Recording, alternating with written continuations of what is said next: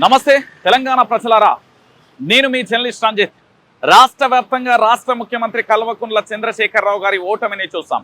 ఆ తర్వాత కొత్త ప్రభుత్వం కాంగ్రెస్ ప్రభుత్వం అధికారంలోకి రానే వచ్చింది. అధికారంలోకి రాగానే పూర్తి స్థాయిలో కంచెలన్నీ కూడా తొలగిస్తాం, కంచెలన్నీ కూడా బద్దలు కొడతామంటూ ఈ రాష్ట్ర ప్రభుత్వం చెప్పింది. ఒకసారి చూడొచ్చు, ఇది మెయిన్ రోడ్డు పై ఉన్న కంచె, అంటే సాక్షాత్తు అసెంబ్లీ సాక్షిగా ఉన్న పరిస్థితి కనబడుతుంది. ఒకసారి అసెంబ్లీని కూడా చూపించు పూర్తి స్థాయిలో. అసెంబ్లీకి సంబంధించి మీరు చూడొచ్చు, ఆ పూర్తి స్థాయిలో నడి రోడ్డు మీద ఉన్న ఈ కంచెలను ఎందుకు తొలగించలేకపోతున్నారు అనేది ప్రధానంగా కూడా చర్చనీయాంశంగా కూడా మారిన పరిస్థితి కనబడుతుంది. ఇక్కడి నుంచే అసెంబ్లీ సమావేశాలు కానీ పూర్తి స్థాయిలో శాసనసభకు సంబంధించి అన్ని రకాలుగా కూడా ఎమ్మెల్యేలు అందరూ కూడా ఈ విధంగానే వెళ్తున్న పరిస్థితి కనబడుతుంది.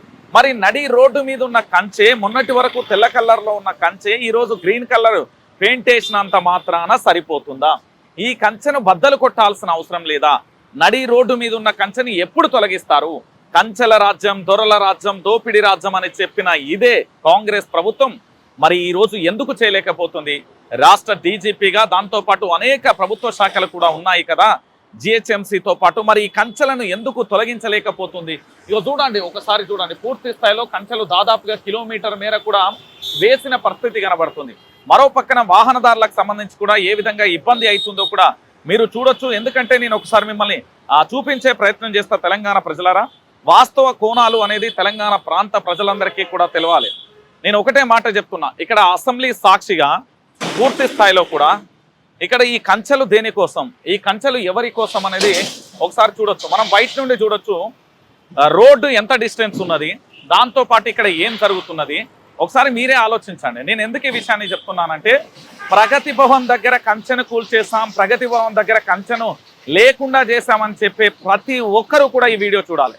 ఈరోజు అసెంబ్లీ సాక్షిగా ఉన్న ఈ కంచెను ఎప్పుడు బద్దలు కొడతారు? ఈ కంచెను ఎప్పుడు తొలగిస్తారు? ఇదే జర్నలిస్ట్ రంజిత్ ప్రశ్నల అస్త్రాలతో సంధిస్తున్నా. ఇక్కడ అసెంబ్లీ సాక్షిగా ఈ కంచెను ఏ విధంగా వేసిల్లు, అక్కడి నుంచి దాదాపుగా సుమారు కూడా ఒక 500 మీటర్ల నుండి అటు ఉండొచ్చు. ఇంకా పూర్తి స్థాయిలో కూడా ఈ కంచెను ఎప్పుడు బద్దలు కొడతారు? ఈ కంచెను లేకుండా ఏ విధంగా చేస్తారు? ఈ గ్రిల్స్ ఏంటి, ఇవంతా దేనికోసం? దీంట్లో దేనికోసం?